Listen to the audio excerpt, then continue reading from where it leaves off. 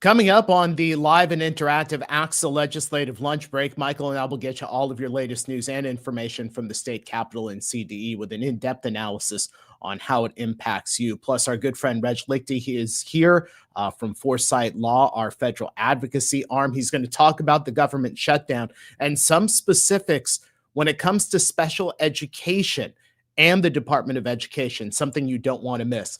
That's coming up. A lot to talk about. We're glad you're with us. The ACSA Legislative Lunch Break starts now.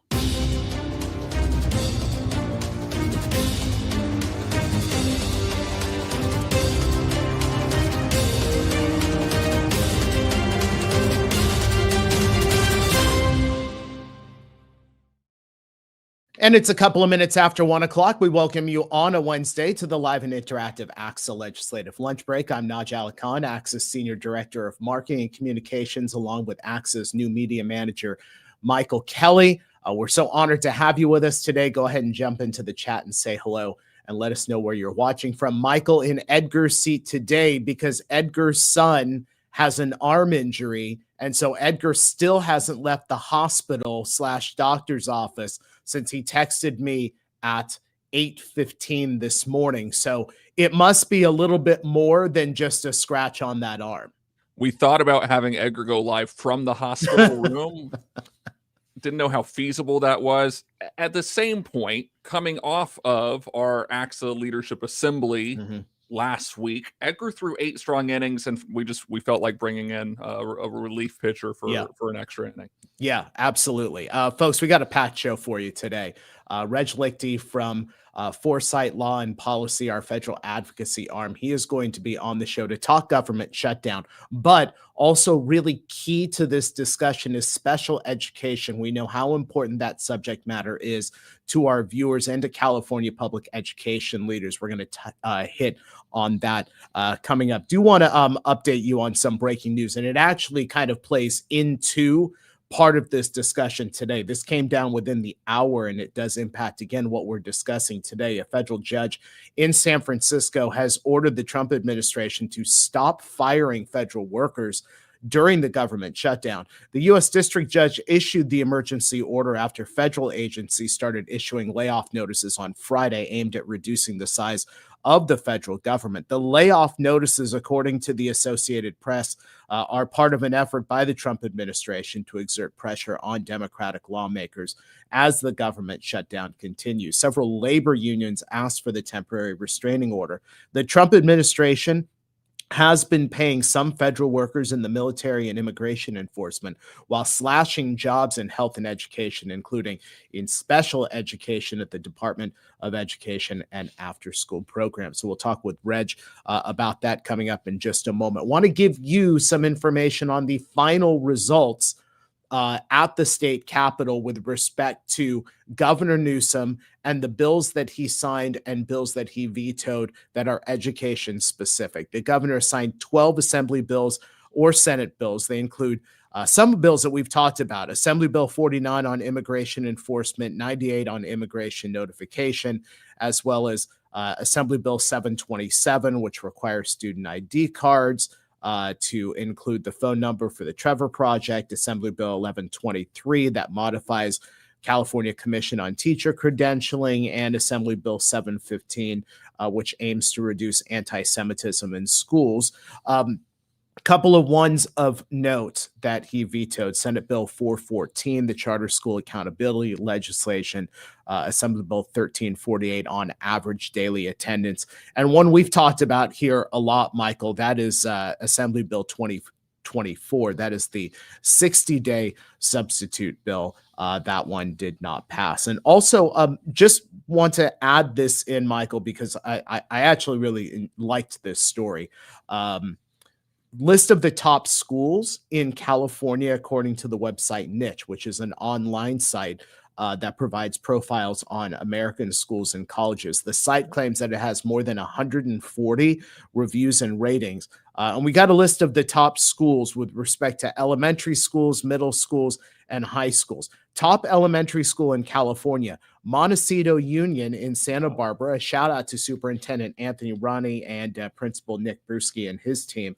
Top middle school, the Girls Academy Leadership The academic, Leadership Academy with Dr. Michelle King School for STEM and the top high school, California Academy of Mathematics and Science in Carson, niche-based its rankings on recent data available from public sources, including the U.S. Department of Education, the census, and some reviews. Want to say hello, Michael? I'll go down the list. We got a lot. There are a lot. We're so happy to see all of you. Jason Engel was first in the chat today. Neri is there with us. Vivian Hamilton, Rusty Gordon. So good to see all of you on here today. I'm looking to see if Deanna Kulian is on, our good friend who always wants to talk college football, because Deanna, my season at Penn State, one of my alma maters, is a complete disaster. And so I'm surprised you brought it up today, to be honest. Well, you just paid James Franklin $50 million to go away, and you're wanting to talk about it. I'm proud yeah, of you. well, hey, you know what? Hey, but my San Diego State Aztecs are a game away from bowl eligibility, Michael, and your Missouri Tigers are right there. Even though they lost to Alabama, it was still a great game. Still a great game. Also, while we're congratulating people, Jason Engel, 12:36, 25 minutes before the show started, hopping on to say hello. So that's dedication right there. That is absolutely dedication. Absolutely. Let's talk about government shutdown. Not exactly the most exciting topic, but today we've got a special education angle that's really important. We're hearing so much from California public school leaders about special education and the need to talk more about it. Reg Lichty brings us information. He's the founding partner from Foresight Law and Policy, live this afternoon from a very quiet Washington, D.C. Reg, this is Reg's, and I only know this because we did the 5th anniversary show. Reg, I know you watched this back in June. This is your 6th appearance on the ACSA Legislative Lunch Break, which means you get ACSA business cards that say ACSA Legislative Lunch Break 5-Timers Club. I look forward to getting those in the mail. I'll make sure. I think he's been promised those for like the last 6 months, though. At this point, well, I'm going to be in Sacramento in a few weeks. So I'm going to hold you. There you go. See, perfect. Reg, we're on day 15 of this government shutdown. As a federal advocate, you've seen these before. How is this shutdown different than others? Yeah, I mean, I think every shutdown has one thing in common. There's a little bit of performance art that's part of all of these, instances as we look back over the last couple decades of these standoffs. I would say uniquely with this one that the broader politics of Washington, that is this incredible disruption that the city's been going through since the beginning of the year, is creating a little bit of a different context for this particular shutdown. Typically, the party that kind of initiates the standoff would almost immediately begin to feel quite a bit of political pressure to relent, that is, to find some kind of pathway to reopening the agencies. I think in this instance, given that broader context and everything that the administration's been doing, it has been harder for the White House to shake off the idea that they might in fact be responsible for this particular shutdown. And then I think, again, the Senate Democrats that have refused to grant their vote to stop the debate on the bill and allow it to move forward have a very powerful argument that is resonating across the country around the upcoming expiration of the Affordable Care Act health subsidies. So I think those two things have made the political dynamic particularly unique. Reg, when the government closes, what's the status and the impact of the federal dollars that are supposed to be headed to California and the other states? Yeah, the good news is that the vast majority of the funds that school districts in California rely on the education side are, advance funded. That is, a lot of the money for the current school year is flowing out of the fiscal year 2025 spending bill, which was wrapped up back in March. So to some degree, that provides a layer of insulation around our districts. There are exceptions to that. If you are a high impact federal district where you might have a big military presence or Forest lands are those things where you're provided impact aid dollars. Those funds are, in fact, kind of disrupted by the shutdown. We've seen across the kind of nutrition programs at the federal level some threat that those funds will begin to run out as well. So thankfully, Title I, thankfully, IDEA state grants, the big formula grants, we have the benefit of the advanced funding, but there will be, as this drags on, a few discrete examples where we might run into some headwinds. And yet that begs the question, Reg, is this a sign of things to come from this administration? They've made no qualms about the fact that they want to shrink the government. Is this a sign of things to come in your mind? Yeah, I think that, you're right. They have been very clear from the get-go with their, promises to try to close the Department of Education, their efforts, and including in the president's fiscal year 2026 budget request. You see them zeroing out funding for a number of education programs. I think, yes, this is more of the same. The context of this particular shutdown might not specifically be about that, but they are certainly using the opportunity of the shutdown to try to place pressure on the agency. Reg Lichty, founding partner of Foresight Law and Policy, our federal advocacy arm in Washington, D.C., joining us here on the ACSA Legislative Lunch Break. Folks, if you have questions for Reg, go ahead and put those into the chat. We mentioned this news, Reg, right off the top about the administration doing more to strip down the Department of Education, using the shutdown to gut the department that oversees special education. I said at the top of the show, a federal judge had put a stay on this, but it doesn't necessarily change the strategy from the Trump administration about, as you said, shrinking the federal government. But this has a direct impact on 7.5 million students. The department provides special education services, oversees those services for 7.5 million kids. What are your constituents on the ground saying about this?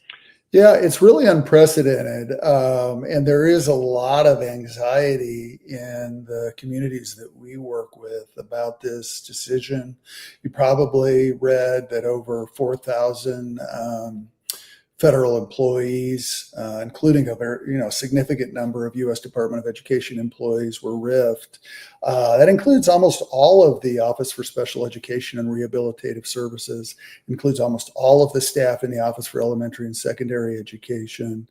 We are deeply concerned about those decisions, and particularly surprised that even this administration has gone so far to attack this vitally important office that solely exists to ensure that students with disabilities, receive the free and appropriate public education that the federal law promises them. So yeah, it's shocking.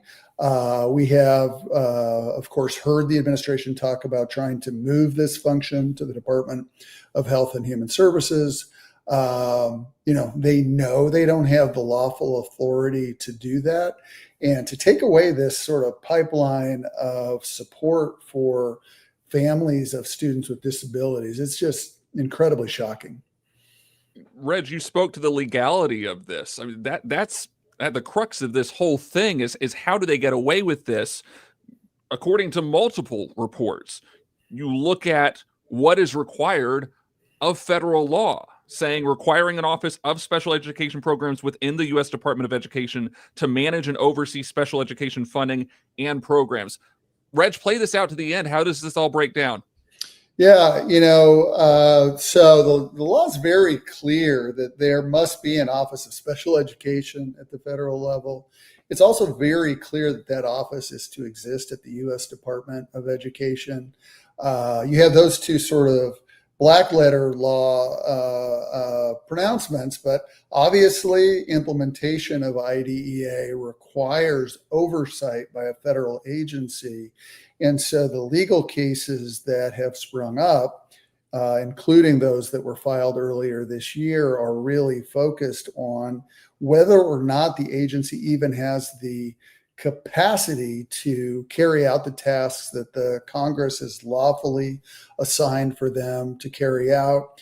You mentioned the restraining order that came down out of the district court in San Francisco today. That's welcome.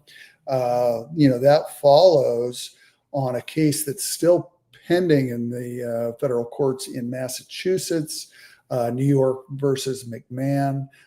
It's New York plus 19 other states, challenging the administration's earlier rifts at the Department of Education.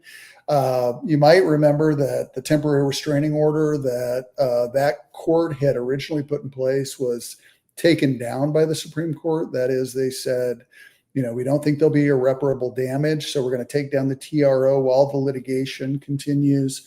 So, that case is still at the district court level. So just a reminder, it's got to move through the district courts. There'll be an appeal into the appellate system. There could be another appeal into the Supreme Court.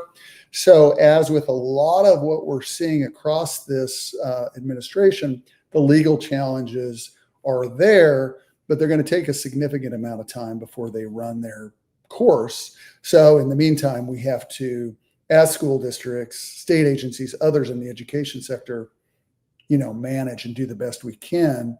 My sense is that the courts are ultimately going to turn around some of these decisions, but we don't know for sure.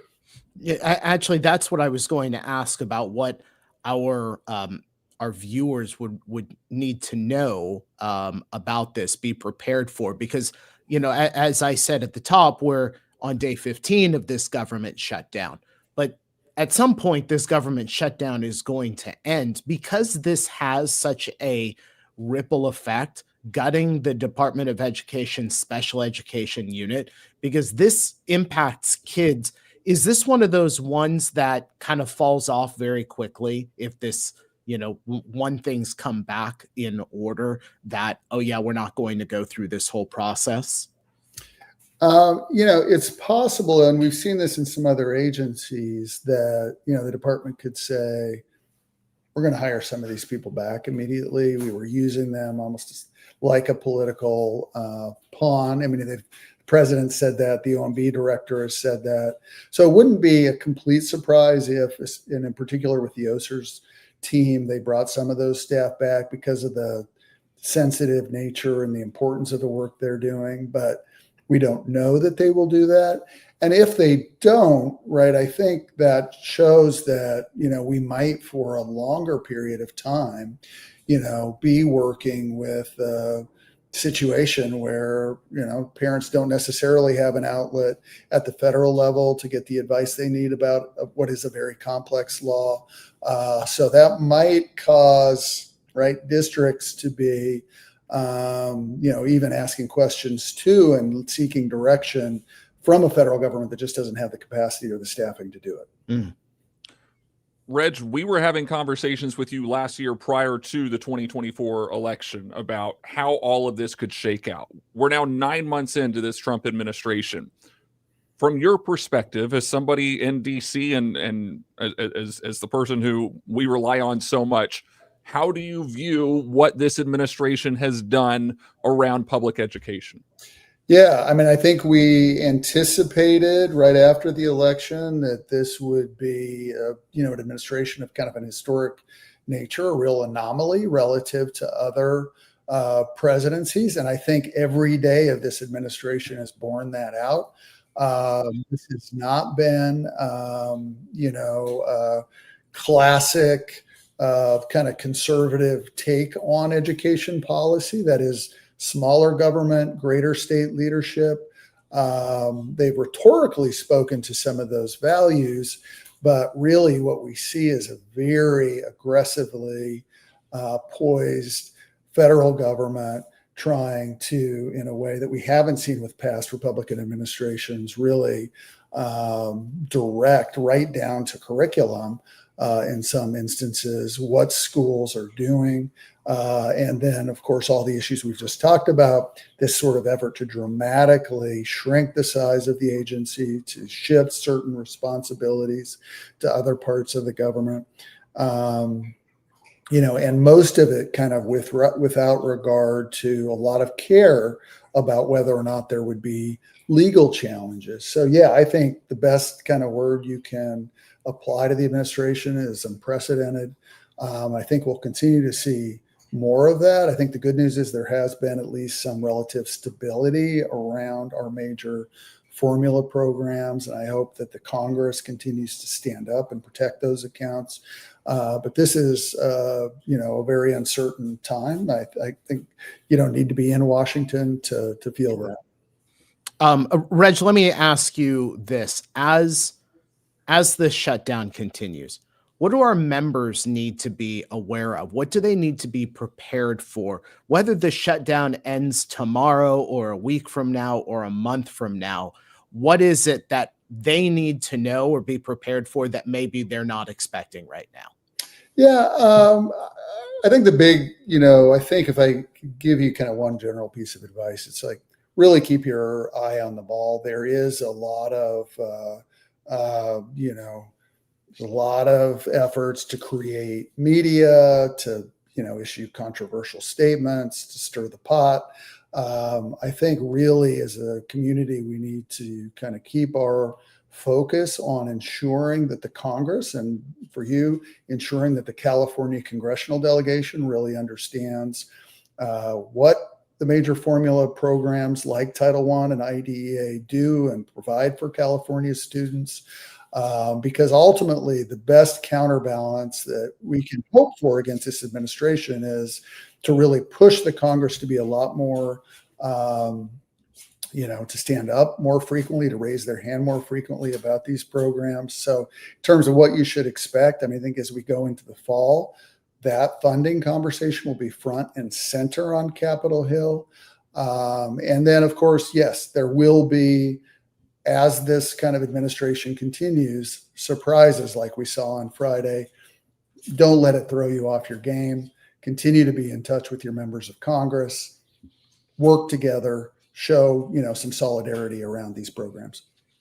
And Reg, I can just give everybody your phone number, right? Text anytime. You're good on house calls. Perfect. RegLichty@gmail.com, everybody. Yeah. Reg Lichty, founding partner, Foresight Law and Policy, our federal advocacy arm in Washington, D.C. Reg, thanks so much for joining us here for the 6th time on the ACSA Legislative Lunch Break. We've got your business cards ready for when you come and see us in a few weeks. Looking forward to seeing you. Thanks, guys. All right. Thanks, guys. Thanks, Reg, so much for that. Folks, if you like what you've seen here on the ACSA Legislative Lunch Break, we invite you to subscribe to us on YouTube and like us on Facebook. When you do, and if you turn on your notifications, you'll get instant alerts when we're about to come on the air with breaking news.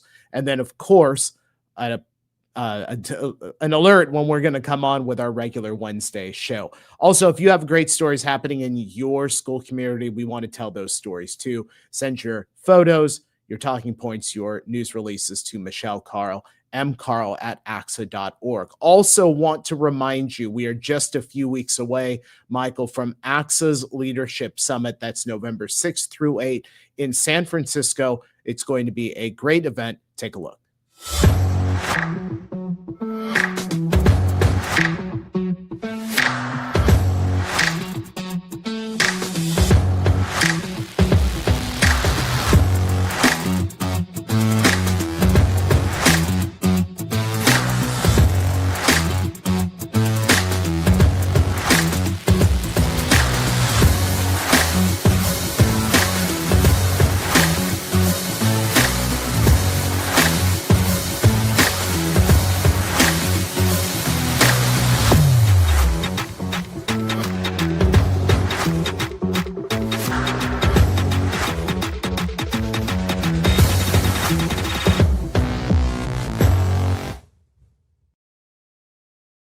And that is ACSA's Leadership Summit, November 6th through 8th in San Francisco. For more information and registration, go to axa.org/professional-learning. Michael, you know that this is something that I do every time. Like I've got like a running list of the individuals who watch this show. And I feel like I'm seeing some names over there in the chat that I haven't seen before. So if you have watched the show previously, we thank you, but I do want to call out a couple of them on here.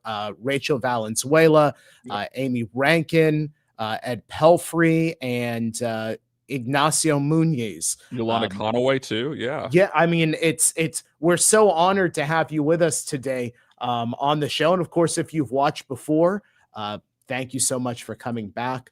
This was a really good conversation, Michael, with Reg, because like this, let's be honest, right? With all of the political discourse that goes on in DC and this government shutdown and this and that, and leveraging one group for political reasons over another, I mean, it's a lot, right? But we're talking about 7.5 million students with special needs. And when you put them right into the political fire over something like this, I mean, it's just, it's alarming. To me, it's alarming. It feels cruel and unusual. It's unprecedented, as Reg said. And when you're doing it to the most vulnerable students, it just feels cruel. I am hoping sincerely that the shutdown ends quickly, that we are able to get back to business, and that these cuts, these eliminations that we've seen, these firings that we've seen, that these people are reinstated, because there is work to be done to protect these 7.5 million students.